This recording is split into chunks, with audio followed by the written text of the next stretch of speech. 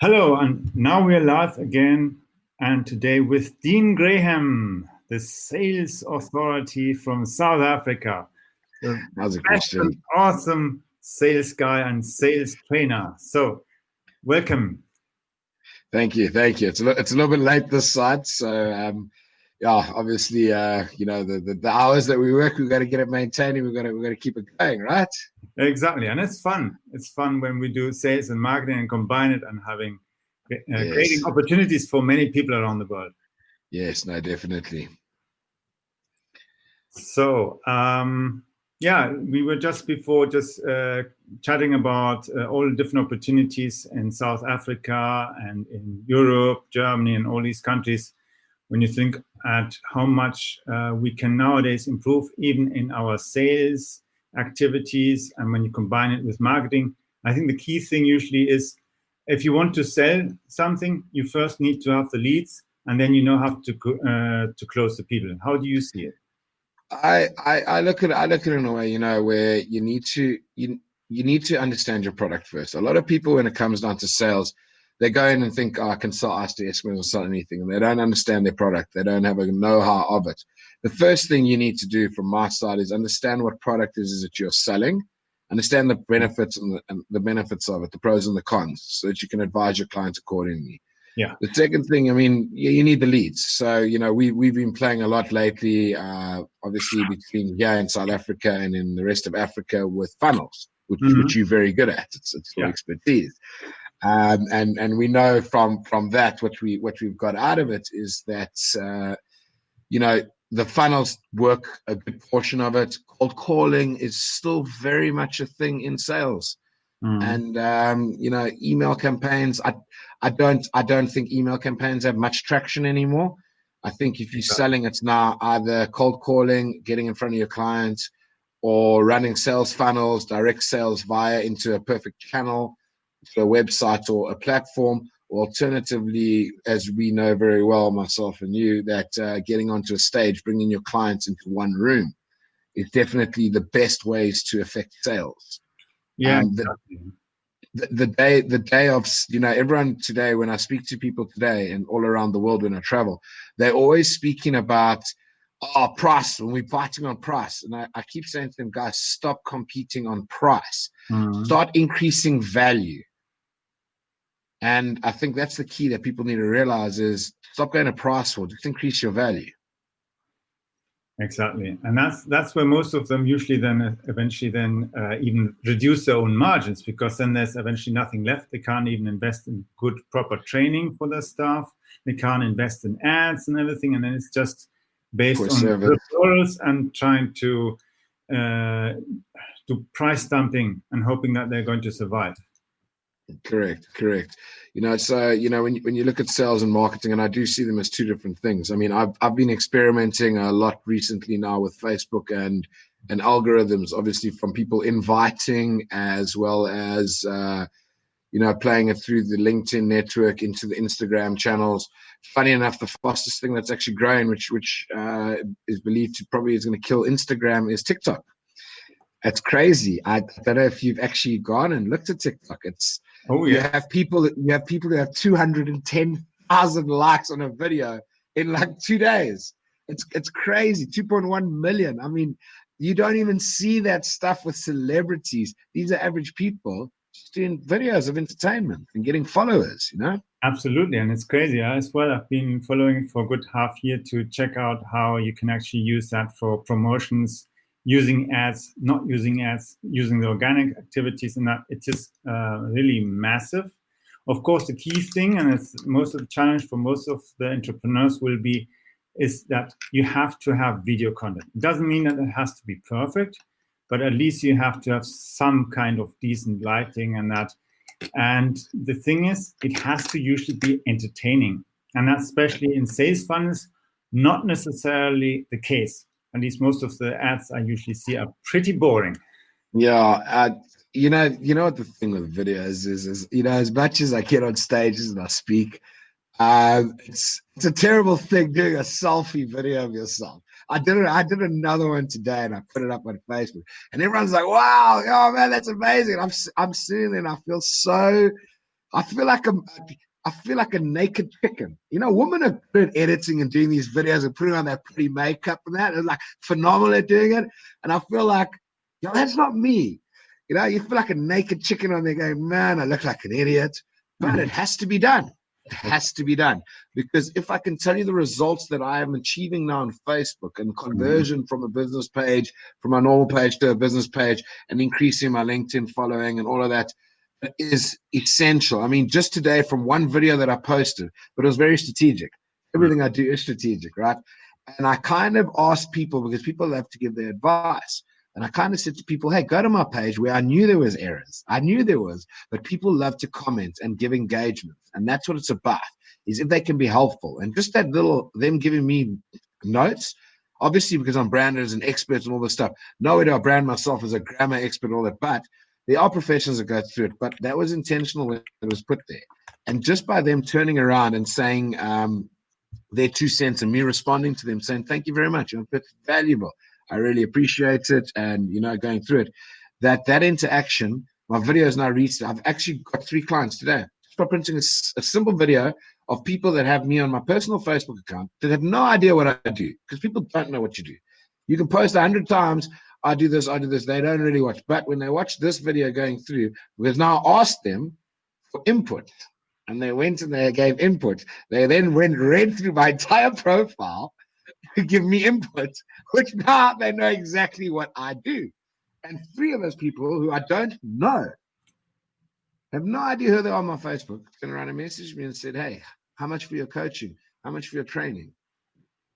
Exactly. And that's the thing. When you look at it, it's all in the end about branding and all these different things, combining different tools of marketing and then combining them with sales, because in the end, we have to attract the people, we have to attract as well the right leads, and then get them to buy into all the offers. And they have to, of course, understand the value, so that they actually get more value than they're actually spending money on. And that's the key thing, where I think most of people are usually having issues.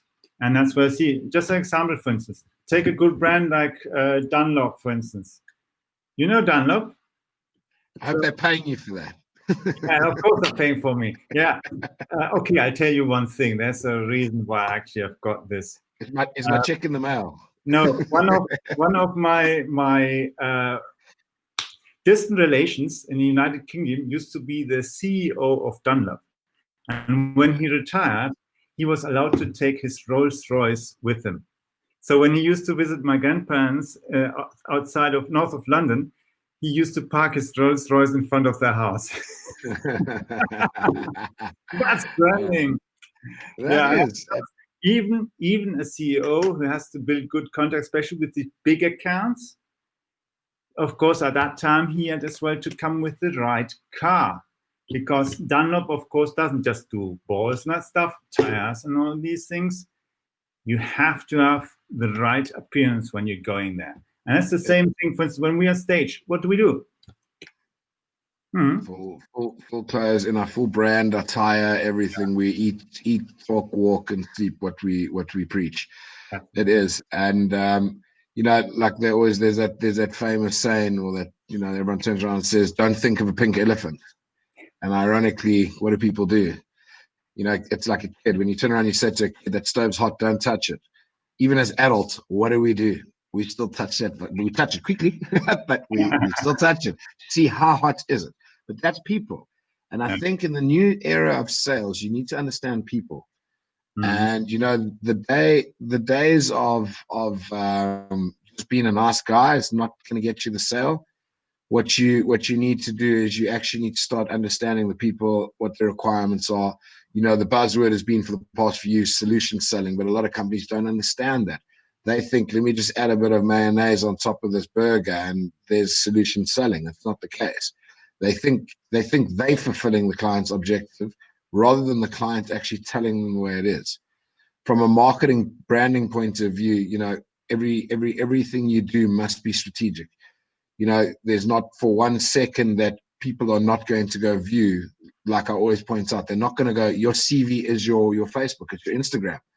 You know, you can post to be one person on the one end, but they're going to go find out who you are eventually. And yeah, it's it's entertaining to see what people do. I mean, if I come across a CEO today and he turns around and he's like, well, I don't have Facebook, I don't have Instagram, I don't know. I said, well, we don't need to be talking because you're not going to have a business in 5 to 10 years' time. What do you mean? I said, well, but the first person, and there's so many industries, especially in South Africa, right? I know, not Africa. Overseas, the guys are cotton on. I mean, America is a few years ahead. UK is. In certain areas of business, no, they're not. They are still behind because, in third world countries, we learn how to hustle a lot quicker. When I say hustle a lot quicker, we find loopholes faster. Exactly. And how much we do on not necessarily. It's crazy. Not necessarily the most ethical ways of doing things, but it happens in this country. And that's where we are advanced in the more world is I was speaking to someone yesterday and we were talking about scams. And it was quite funny because they were saying it was a family member of mine. And he was saying to me that he was recently in the USA. I don't remember seeing this. He says, but there's no chips on the cards and, the security and how they do the security of banks and stuff. And I said to him, well, you need to take it into equation that over here, we have 100,000 of these guys trying to smash our banks every day in Nigeria, South Africa, Ghana, wherever it may be, right? For scams. So we kind of have to pay the billions of dollars for the security to protect us. But when you start going to America, they don't have 100,000 or a million or whatever people trying to smash them a day. They've maybe got 20,000. They do the ratio. They're losing maybe 500 or 300 million, but the cost of the system to run it's $1 billion. So on the financial equation, it's not hurting. It doesn't make financial sense for them to put those security systems in place. But, I just pointed out in scams. So when you're trying to look for these Nigerian scams, or we say Nigeria, we can't pick on them all the time, especially considering I fly there. I don't want to get shot. But it is a scam, but it happens in the Philippines and it happens worldwide, right? But the thing with these scams is they actually try to catch the idiots out. So what they do is they need to isolate the idiots from the clever people. So they'll put small spelling mistakes in there. They'll put small grammatical errors in there, stupid little things, right? That any clever person that will not fall for a scam on a given day, they don't recognize this. So the clever person picks it up, the scam deletes it. I mean, you read an email winning a lottery in Germany with your grandmother and this, and send me $5,000 and I can get the other 8 million released. Me and you both know, not happening, right? And the average person might read on and say, oh, this looks legitimate. Check, they've put this there, but they missed the dot in the I or the T, or this and the T missing and the spelling errors. And that's how they literally separate the idiots that they can con. So instead of creating it so original that 1,000 people read and 1,000 people are now sending their message going, I want to claim this, and getting caught out 70% down of the way because they're going to do their checks, they isolate the 30 or 10% idiots by putting those errors in there, and they work with those 10%. And that's how scams happen a lot of times. Now, don't go and tell a lot of people this. I mean, this is probably going live. And someone's going to probably go, are you calling me an idiot? I paid the scam. Well, yeah, you're kind of an idiot. You should just read your grammar properly next time. But, I'm not known for, I'm known for being quite controversial, as you know, Christian. So, yeah, I know. My email, my Facebook is Dean Graham. Instagram, meet Dean Graham. Send me a message if they caught you out. You can come and join on a training for scams. I know that'll be the next training you're going to do. Yeah. How to close your scam properly? By the wording, close it, not close the deal, close the scam. Yeah, that's it. Close the scam. But yeah, it's interesting the things that you see in a third world country. It's interesting comparing third world. South Africa, we call it a third world country, and in many aspects it is. I mean, like our electricity problems we're having now, but our infrastructure, and I mean, you've been here. Our infrastructure is first world. You go to Nigeria, you look at Nigeria, and you can see their infrastructure. I mean, they've become the biggest economy in Africa. And you look at the basic things from a marketing point of view and a branding point of view. You're walking in the streets, and there's so many opportunities in Africa looking around just from doing things properly. Even in America, I mean, it doesn't matter where you go in the world, opportunities are lying there. People are still trying to be old school, and that's what it boils down to. And the ones that are old school, I always give this example. Toys R Us, I called it years ago. How do you create your delivery vehicle when you're the most expensive people in the marketplace and everyone goes to you and they'll go to your website? How do you go and put your stuff on Amazon, your competition? Now, when someone Googles that toy, it sits right next to the other toy, which is 20%, 30% cheaper. How do you not expect you guys, or how do you not own your own delivery vehicle to keep people away from looking at your competition?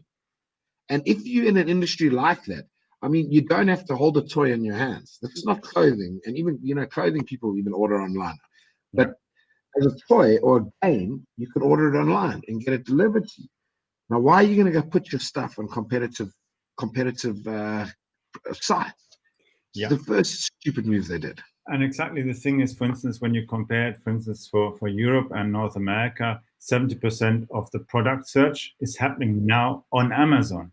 And even if you, for instance, you go and search, for instance, for what they call these robot vacuum cleaners, you can, if you go and say you want to search, somehow find any kind of product description or any kind of feedbacks or anything to it, and it's a product, for instance, from Amazon itself, you go pages and pages down to Google, you don't find anything else.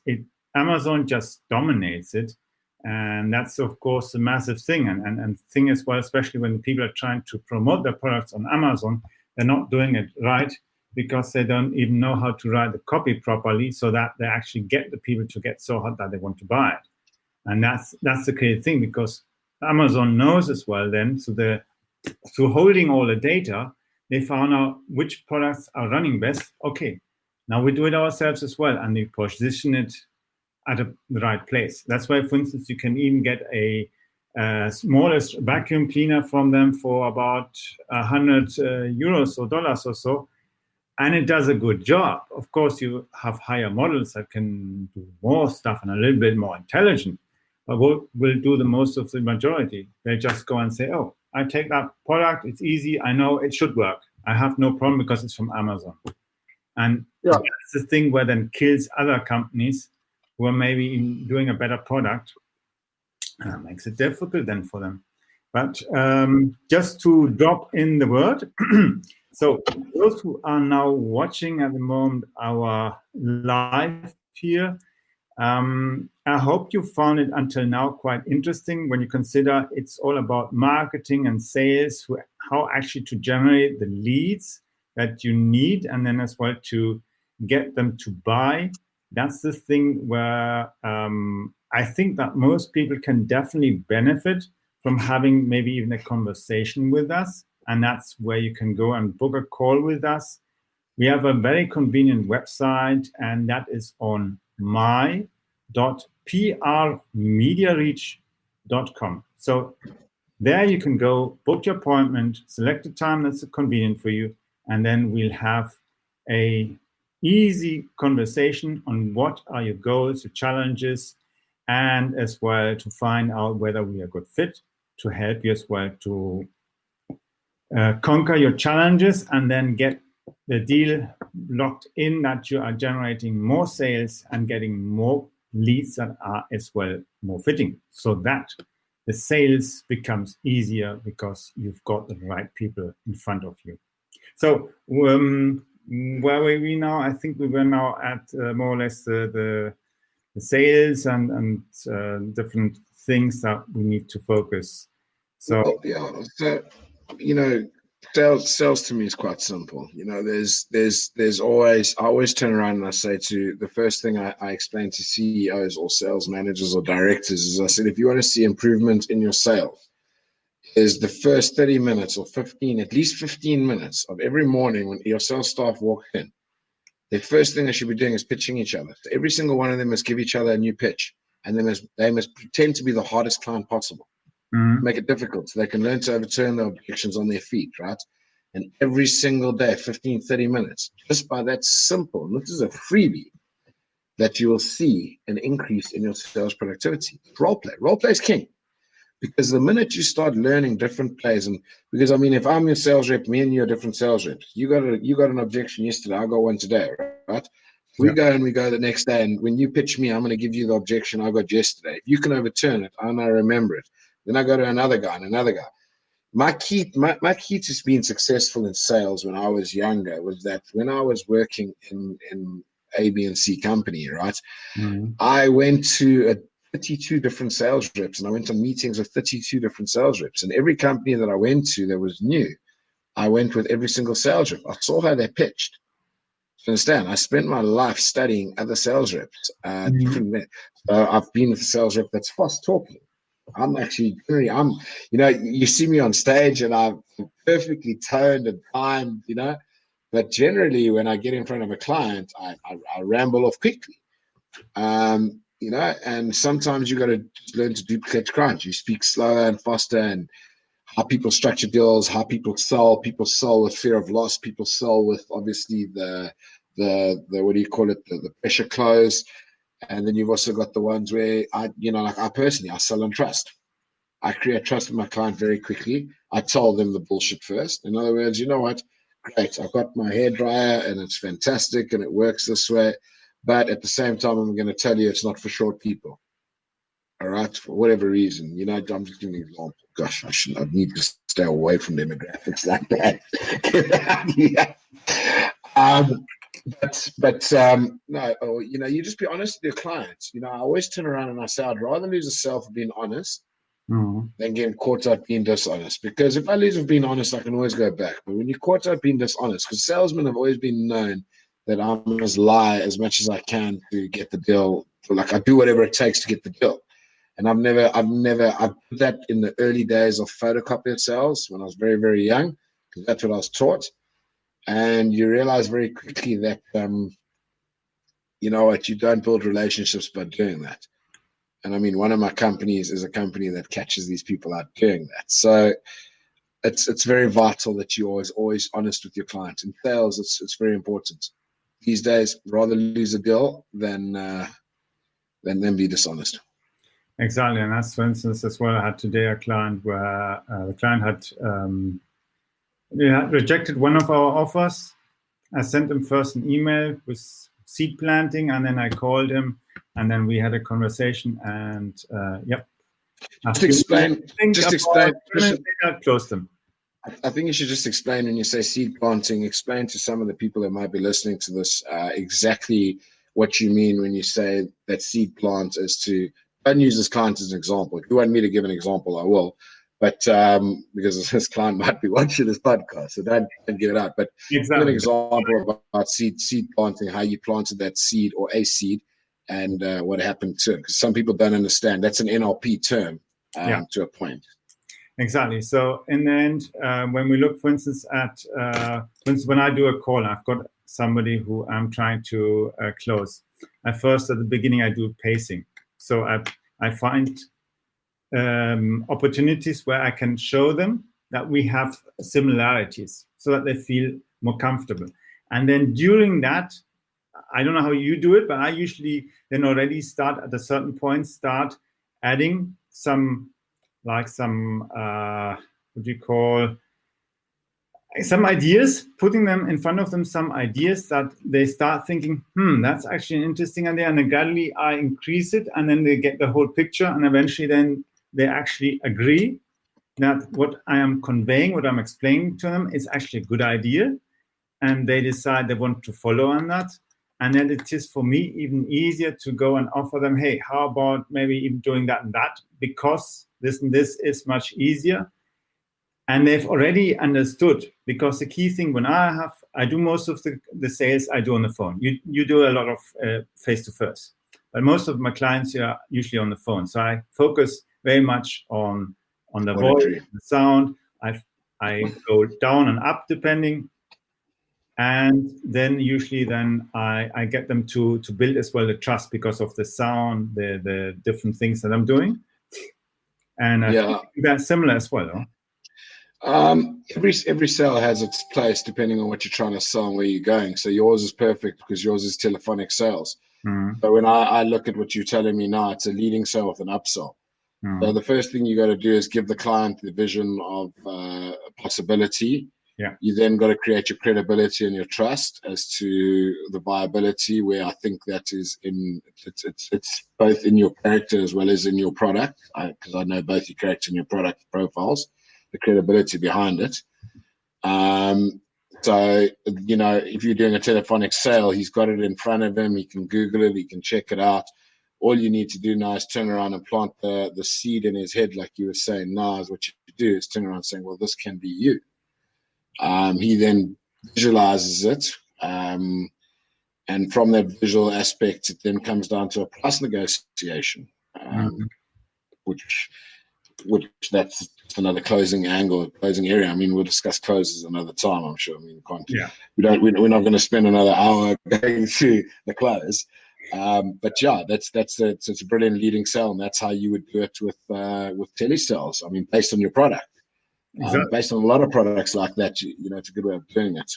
Yeah, because for instance, with one client, I turned around and then called him twice inside 5 minutes and upsold him twice. If you watch Wolf of Wall Street, when he's buying, that's Exactly. not at all. The second sale is easier, and the third is even more easier to get done. Obviously, there's a lot of content that I'm going to be releasing on my Facebook page, which you're more than welcome to release on your pages as well, point people towards, where you'll see different closes, they'll see live things. I mean, they all understand now. I think we've been pretty much branded together as pretty much South African, German, and worldwide operators, so they know we are together in every aspect. So you buy Christian, you get me. You take me, you get Christian. Package. Exactly, and as well. I was just recently speaking with another company in USA, and we were telling that we have been doing even events in Lagos and in South Africa and so on. And they said, "Ooh, that's interesting. Hooey, that's a challenge." And when I told them what we managed, they thought, "Wow, we didn't get it running. We didn't get anything." And I said, "Yeah, that's the thing of testing and finding out and perfectioning what we're actually doing." I'm getting a lot of feedback. Funny enough, you talk about that Nigeria, because remember we still had a very good turnout, but not what we were quite expecting. I mean, we hired a room of what, let's say 500, and we had a turn up of like 370, but we were expecting actually 700 were meant to turn up. But it is coming out factualness now on the buying ratio and everything that happened to turn up in the room. We did everything perfect. The one thing that actually took us by surprise was the weather. That Nigerians, in third world countries, people don't realize this, that if it's raining on the day of your presentation, you're losing 50% of the people. They don't buy tickets there. Very few of them buy tickets. There's no trust in buying up front. If they're going to buy tickets, they're more than likely. You could probably advertise the event and saying, here's the event. And as they arrive at the door, sell them a ticket. They'll buy a ticket at the door. Yeah. But you're not getting them to buy tickets up front. Exactly. So, no, Africa is very interesting. They say it's dangerous. And I suppose it is more dangerous. But so is anywhere when you're doing stupid things. Yeah, exactly. And that's the thing, because I lived 6 years in South America. So it's a different kind of world. But even there, you have to keep an eye on your phone. Correct. Yeah, I know you need a lot of collection of phones to hand them out. But the thing in South America, you get, if you don't look for your jacket or bags, they get stolen as well out of the train. So yeah, so it can happen here even in Germany. So it's not a perfect place in the world. My honest belief, it's easy to make money. Yeah. And for the people that are not looking after their current businesses, it's always, we always sit there and people talk about it and go, oh, business coaches, but you're trying to sell business coaching. You're trying to sell branding. You're trying to sell sales.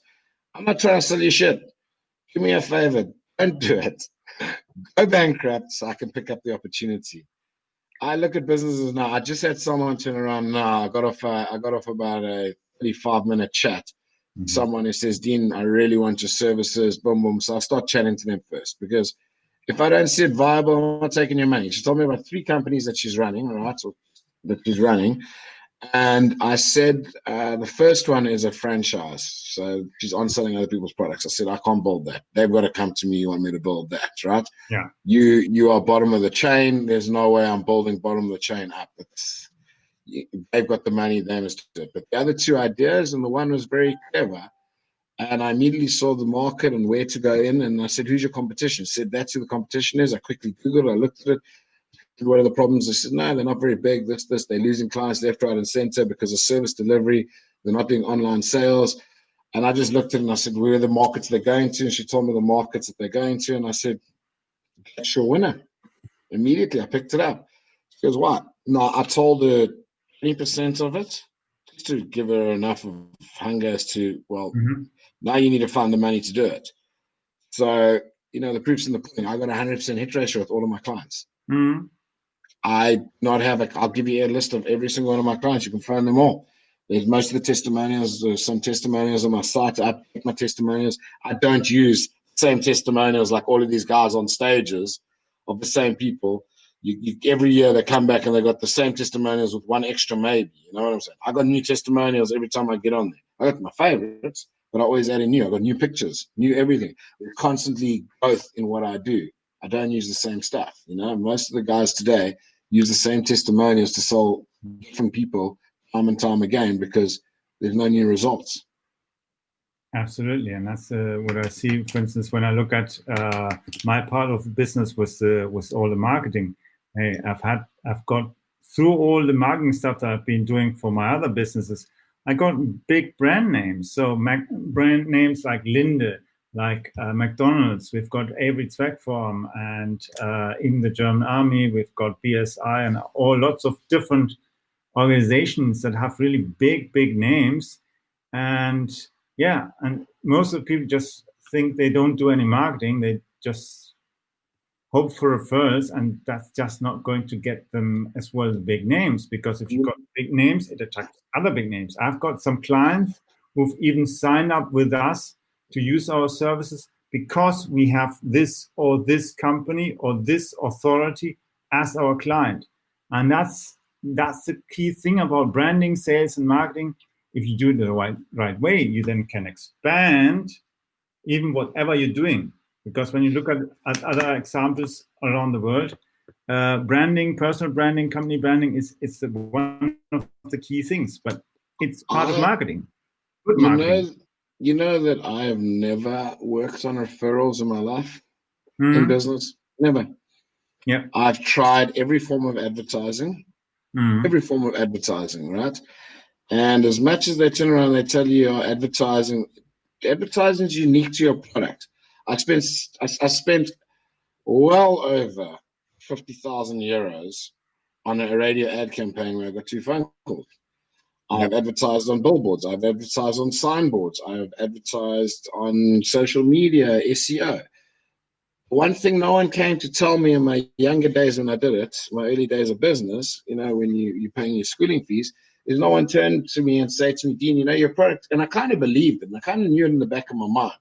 But these guys are so good at their sales pitch telling me, this is how many million people you're going to get to, and I got to millions. The problem is, it's such a niche product. The only way it gets sold is when I sit in front of you. It's the one company, right?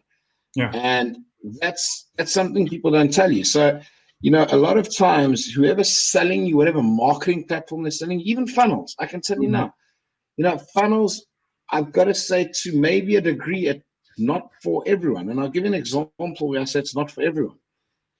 One example. In this country, there are people that don't have smartphones.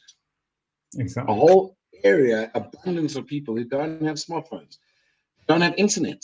So funnels aren't going to work there. Yeah. You've literally got to print old school billboards. It's understanding your market. And that's the biggest problem business people make, is they don't understand their market. And if you don't understand your market, how the hell are you going to get your salespeople to understand how to sell it? Yeah. And the same thing as, for instance, here in Europe. Every region is different. For instance, in Germany, you've got a lot of people who are on Facebook, but they're not actively using it. They're on WhatsApp.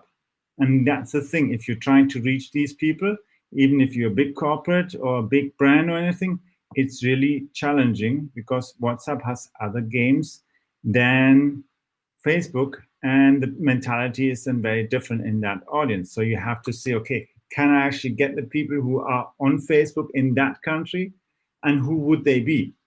And that's the thing. Or do I have to use an alternative way to first get the foot in and then pull them into a funnel where we can actually start feeding content and warming them up? And that's the thing that most people just even underestimate, because you just need to look to, for instance, Asia. There you don't have WhatsApp, you've got WeChat. So that's even a different thing. You have different search engines there and all these things. And the search engines are as well changing and adapting. So you actually have to adapt your content the way you're writing it, the way you're doing it. And I've got, for instance, some clients who we've been helping them to get into good magazines and getting the text properly as well, so that the search engines picks it up and then Facebook is happy. You don't get issues. Most people already fail at the first stage with Facebook ads. They don't even get the ad approved because they write stuff in that Facebook just doesn't like. Or even if they post something, they think they're going to reach a lot of people. If they do it wrong, then Facebook already kills the whole post, because it just shows it maybe 10 people and that's it. And if they don't engage massively, Facebook will still keep it down. But if you do it the right way, you can build your audience. I went to my brother's friend. He's a panel beater, right? Mm-hmm. And I was sitting with him one day because I went to ask him for pricing on fixing my car. Mm-hmm. And while we were sitting there, I'm like, how's business? No, business is terrible. This carrying on. And I very quickly turned around and I said to him, well, you know what? Do you have social media? Yeah, I'm on social. Do you have a website? Yeah. I'm like, really? Give it to me. It's got nothing. He's got a little freaking Google up on the right-hand side. But if you specifically type in his name, he's got, it's not even SEO, because he's in the right. You got to specifically type in his company's name, and it pops up there on the right. Won't work. I like, great. So I turned around and I said to him, can I give you some advice? He says, what? I thought, I'm going to give you the basics. If you want it done properly, unfortunately, you need to get hold of Christian. And you need to pay Christian to do it for you. So he said, well, I'll give you the basics to test. I said, go and take a picture of a car. So he goes and he takes a and I said, no, you take a picture of a nice car, like a Mercedes-Benz or something like that. Mm-hmm. And just something small like that, you go and you put it on an ad campaign in a 5-kilometer radius and you choose the keywords. And I said to him, what are the keywords that the people are searching? And he chooses them. So he goes and he runs the campaign, and next thing I turn around and I see the campaign pop up on my phone, because I stay within 5 kilometers from where he is. Mm-hmm. And I check it 2 weeks, and I see it about 3 times in 2 weeks. So I message him and I say to him, listen, boom, boom, adjust this, and adjust that, and add it, and streamline and go more.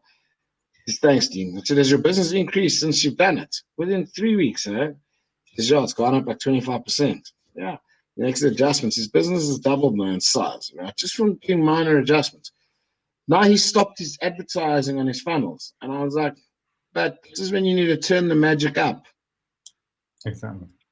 Don't turn it off now because you've got people coming to you. Your competition's going to get on the bandwagon. While it's cheap, carry on going. Yeah. Take as many cars as you can, outsource it, go to other car dealers, outsource it and get it to other panel beaters doing work for you, that you make more money, taking in more vehicles, increase your campaigns, increase your capacity. But people are always like, oh, I've got X amount of work.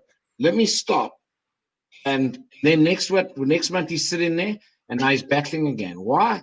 Because now the work's finished. But hold on, let's increase our cap. Oh, hold on, but there's 2-3 competitors. Now you're having a price war because you didn't do it properly. I mean, it's things like this that is why you need business coaches. This is advice that me and you know.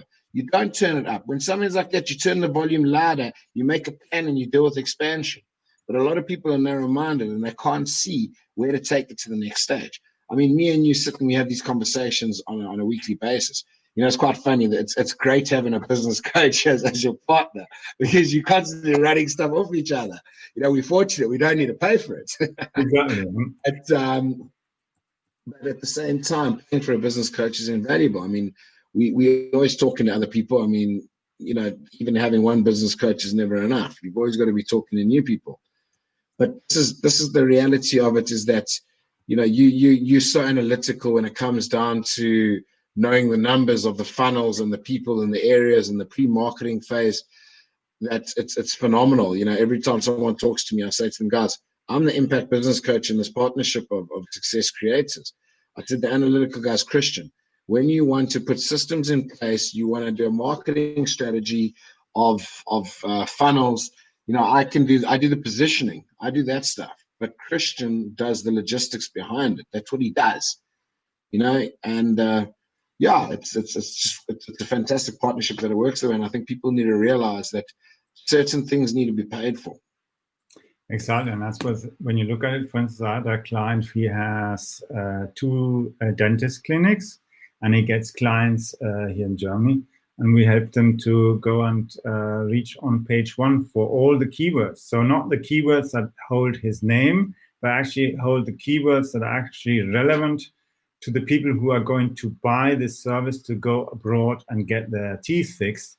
And the thing is with backlinks, it's the other side. So you've got usually 2 ways to enter online, at least inside the search engines, to be visible. And the key thing about organic growth, and when you build the backlinks in the proper way, even 3 years later, you've still got them and you've got massive visibility. And I just recently was looking at even the visibility index of some of our websites where we did the same at the same time, doing the same project. And even after 3 years of not having added any backlinks, it's still working. The other companies who've been doing all this kind of stuff, and then Google goes and indexes and finds them by actually kicking them out and doing bad things. And we're still on page 1. We are not doing anything to it. We're not changing anything. And it's still working and generating leads. But at the same time, we're able, if we want, we can still run ads in the other section of the page. So we even have 2 opportunities to get a lead in. And that's just the Google thing. And when you take it over to the social media places, like, as you said, TikTok, for instance, is going to be the big future. That's a very different platform culture. Look at it in Facebook. Facebook and Instagram, again, a different game. And then even LinkedIn. And LinkedIn is not yet there where it should be, because the ads are not powerful enough. You have to play the game a different way. But eventually, when you're looking what you can do nowadays with chatbots and all these things, and I was just before Christmas, I was in Berlin at the Chatbot Summit and was interviewing the summit founder. He's based in Israel, and most of the key leaders in the big niche areas of chatbots, and I'm meaning chatbots that are actually used by big brands like Daimler or are these big companies. They are partly Vodafone, for instance. They're handing 10 million customer messages via chatbot. That's crazy amount, and that's global. That just when you hear that number and you see it really even in writing, you think, that's you couldn't do that with the normal small medium-sized chatbots for small medium-sized businesses. It's just impossible, and they're doing it over all platforms, which means Facebook, WhatsApp, WeChat, text messaging. The whole chatbot system handles all these different platforms. Well, these chatbots are irritating me right now. I'm not going to lie, because once Gary Vee got me on one, and this other app, I turned around and obviously it's got a chatbot. So now these chatbots message me about a conversation. Yeah, but the funny thing, I got an interesting story told. There was once something really funny. In one of these big corporates, there were 2 chatbots that decided to start chatting with each other. This whole thing grew and grew and grew more and more and more, until one day they noticed what's happening. These systems are so blocked up. They were chatting all the time with each other that they had to really switch them off, because they were going nuts, because ping pong, going crazy. And that goes back to my balls here. And I don't play tennis. That's one new thing, but chatbots can be quite fun. That's Legos. Yeah. Part of the communication with it was chatbots. And I think if we hadn't been using the chatbots, we would have needed at least 3 times the man force actually to do the same thing that we did there. And that's just keeping update our people were going to the events. I wasn't really paying attention in Vegas. I was running around a lot there. I was on the ground. You guys sent me in the ground. Yeah, but I go during that time I had to get all those vaccinations. I just really drove me crazy with stuff. Yeah, crazy. Christian, we can carry on chatting for hours right now. I think we've got enough content for this week. Definitely. And we'll obviously think of something to chat about next week. And we'll do it again and start creating it. And you can obviously put it on the podcast or whatever you want to do. So I'm going to switch off the live in a minute.